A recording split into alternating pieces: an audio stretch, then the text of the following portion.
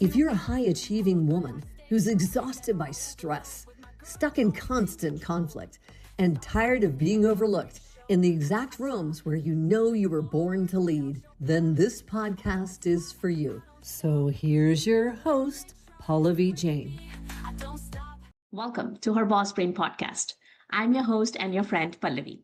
I'm a former HR leader, leadership strategist, and founder of the Lead From Within program and the ATM Framework. And today's conversation, this one is personal because we're talking about something that every single high-performing leader has experienced, but very few people actually understand. Why is it that in the moments that matter the most, we don't show up as our best?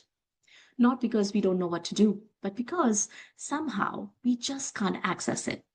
And if you have ever walked out of a meeting thinking, that wasn't me, why didn't I say that? I know better than this, then this episode is going to hit home.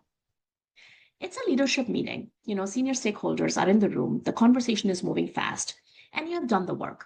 You know where there's a flaw in the direction that's being discussed, and you can see it clearly. And then the moment comes. You're asked, does anyone see any risks here? And your body reacts before your mind does. Your thoughts start racing, and you feel the eyes in the room on you. And instead of saying what you know, you say, no, this looks good.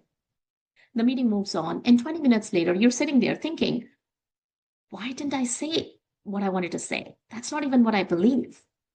And here's the part I want you to really hear.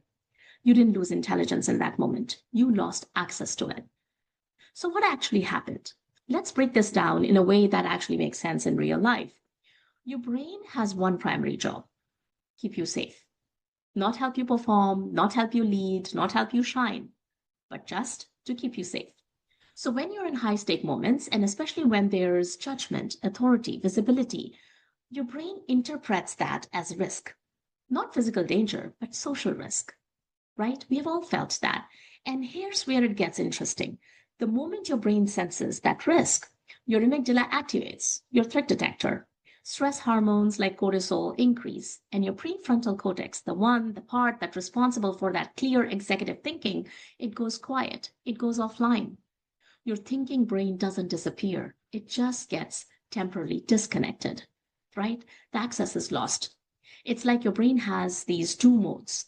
There is a leader mode, which is calm, thoughtful, strategic, and then there is a survival mode, which is fast, reactive, and protective. And under pressure, the survival mode hijacks the system. So under pressure, your brain doesn't optimize for performance. It's optimizing for protection. And this is not happening occasionally. This is happening every single day in small moments.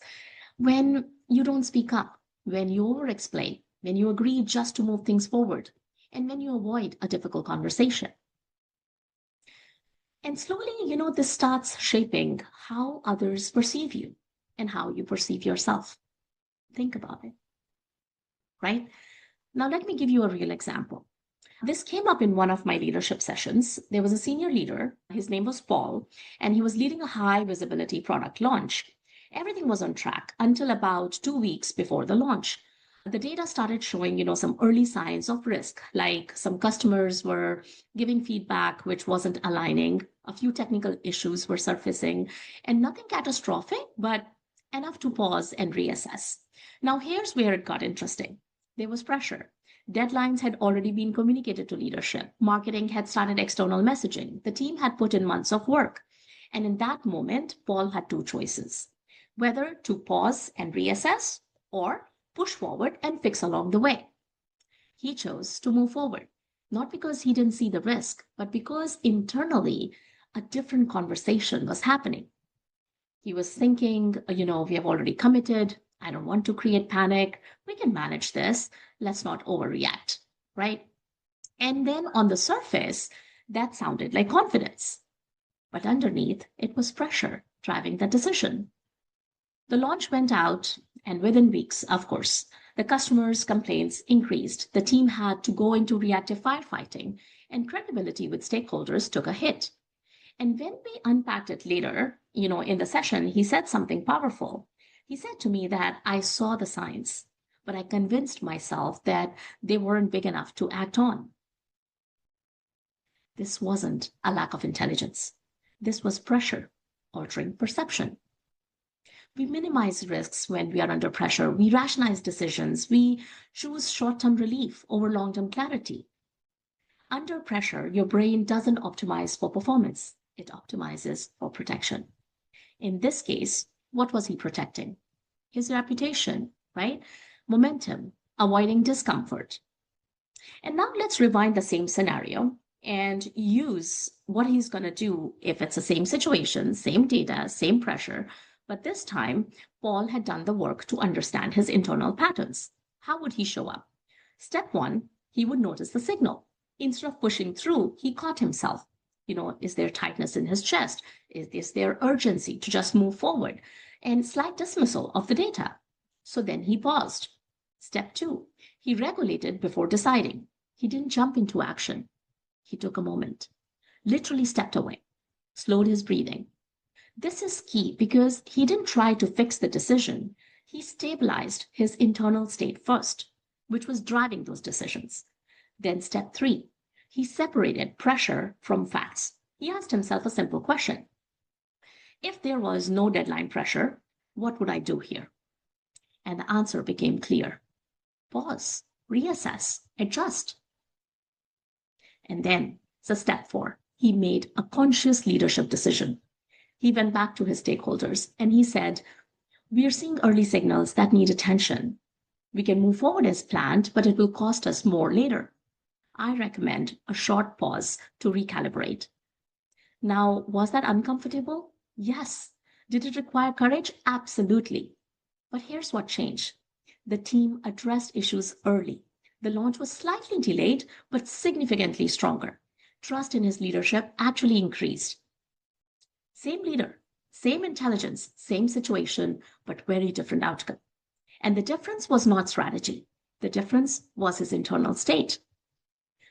Let me give you another example that shows up a lot in hiring decisions. A leader rushes to fill a role because the team is stretched, ignores subtle red flags in the interview, and hires quickly to relieve pressure. Months later, misalignment, performance issues, more stress, right? And again, not lack of judgment. It's just pressure shortened the decision window.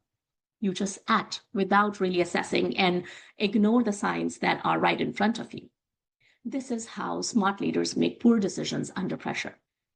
They rush to relieve discomfort. They confuse urgency with importance, and they override their own intuition. However, this is how strong leaders operate. They pause before deciding. They regulate before reacting, and they choose clarity over comfort.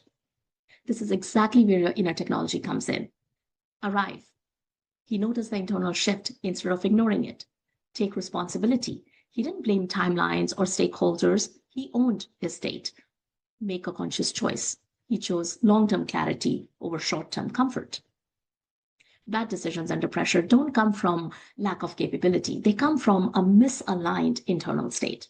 And here's what I want to leave you with before we close this episode, because this doesn't just show up when things go wrong. It also shows up, the very next week when things start going right. Let's say you start practicing this. You begin noticing pressure earlier. You pause in moments you would normally rush, and you don't override your own signals as quickly. And then something interesting happens. You are now in another meeting, same environment, same level of intensity, same leadership pressure. But this time, something is different. You feel the moment where you would normally rush to agree. But instead, you pause, you breathe, and you say, let me think about that for a second. And what happens next is subtle but powerful. The room doesn't fall apart. The conversation doesn't slow down. You don't lose credibility. In fact, people actually lean in more because now your presence is different. You're not reacting to pressure, you are holding it. And over time, something shifts externally. People start pausing before making assumptions about your space. Your voice carries more weight in discussions, and you're no longer responding fast. You're thinking clearly. And internally, what it does to you, this is the real transformation. You stop confusing urgency with importance. You stop abandoning yourself in real time, and you stop negotiating your clarity just to keep pace with the room, right? So first, you learn to catch yourself under pressure. Then you learn to stabilize yourself in it. And finally, you become someone who doesn't lose access to their thinking brain, no matter what is happening around you. And that's when you have activated your boss brain. That is what leadership at the next level actually looks like. It's not louder, it's not faster, it's just clear. And once you experience that shift, you just, stop going back to autopilot. So here's what I want you to do this week. Pick one moment, okay? Just one. A meeting, a conversation, a decision. And instead of reacting, pause, breathe, and choose. And I want you to take it one step further this time. Notice if the pressure is trying to speed you up or shrink your thinking, okay? And then come back and tell me what changed. Tag me, DM me, let's build this awareness together. And make sure to subscribe to this podcast so you don't miss future episodes, because next week, I want to talk about the other side of this. What happens when things are going well, and why that can feel just as destabilizing. Because this is not just about making better decisions. This is about becoming the kind of leader who can access their best when it matters most.